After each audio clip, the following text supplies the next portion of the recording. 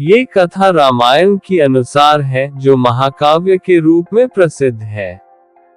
इसमें रामचंद्र और उनके परिवार के जीवन की कई महत्वपूर्ण घटनाएं वर्णित हैं, जो धर्म, नैतिकता और राजनीति के प्रति शिक्षा देती हैं। ये भारतीय संस्कृति में महत्वपूर्ण स्थान रखता है। कैकेयी पहुंचकर भरत अपने भाई शत्रुघ्न के साथ आनंद पूर्वक अपने दिन व्यतीत करने लगे।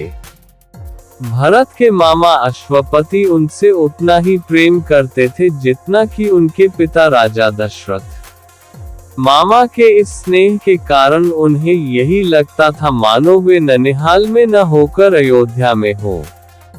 इतने पर भी उन्हें समय समय पर अपने पिता का स्मरण हो आता था और वे उनके दर्शनों के लिए आतुर हो उठते थे।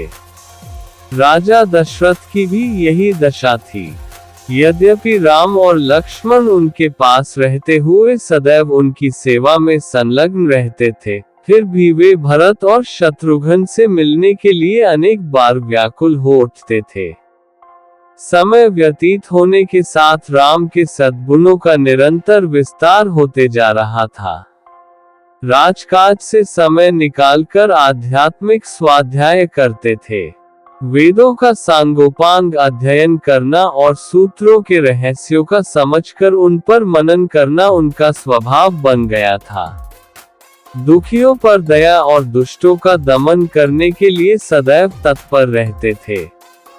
वे जितने दयालु थे, उससे भी कई गुना कठोर वे दुष्टों को दंड देने में थे।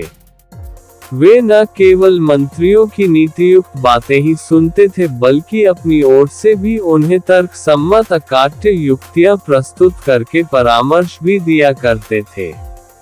अनेक युद्धों में उन्होंने सेनापति का दायित्व संभालकर दूर शत्रुओं को अपने पराक्रम से परास्त किया था।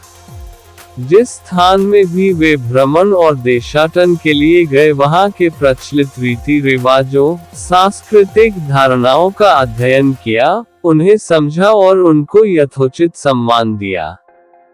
उनके क्रियाकलापों ऐसे थे कि लोगों को विश्वास हो गया कि रामचंद्र क्षमा में पृथ्वी के समान, बुद्धि विवेक में बृहस्पति के समान और शक्ति में साक्षात देवताओं के अधिपति इंद्र के समान है।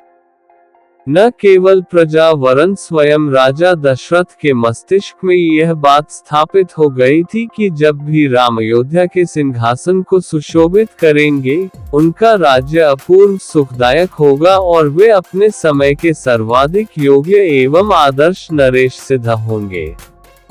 राजा दशरथ अब शीघ्रातिशीघ्र राम का राज्याभिषेक कर देना चाहते थे।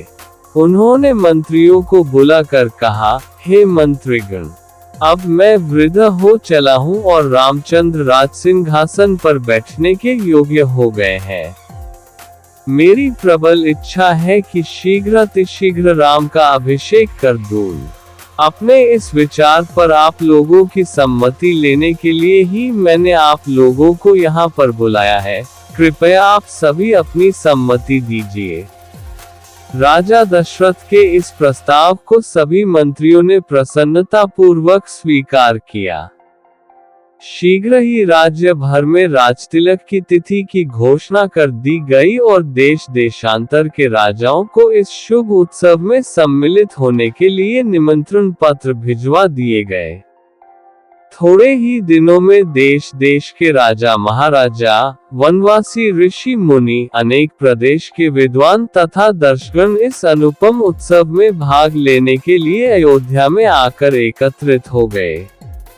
आए हुए सभी अतिथियों का यथोचित स्वागत सत्कार हुआ तथा समस्त सुविधाओं के साथ उनके ठहरने की व्यवस्था कर दी गई। निमंत्रण भेजने का कार्य की उतावली में मंत्रीगण मिथिलापुरी और महाराज कैकेयी के पास निमंत्रण भेजना ही भूल गए। राजतिलक के केवल 2 दिवस पूर्व ही मंत्रियों को इसका ध्यान आया। वे अत्यंत चिंतित हो गए और डरते डरते अपनी भूल के विषय में महाराज दशरथ को बताया। ये सुनकर महाराज को बहुत दुख हुआ, किंतु अब कर ही क्या सकते थे। सभी अतिथि आ चुके थे, इसलिए राजतिलक की तिथि को टाला भी नहीं जा सकता था। अतएव वे बोले, अब जो हुआ सो हुआ, परंतु बात बड़ी अनुचित हुई है। अस्तु वे लोग घर के ही आदमी हैं, उन्हें बाद में सारी स्थिति समझाकर मना लिया जाएगा।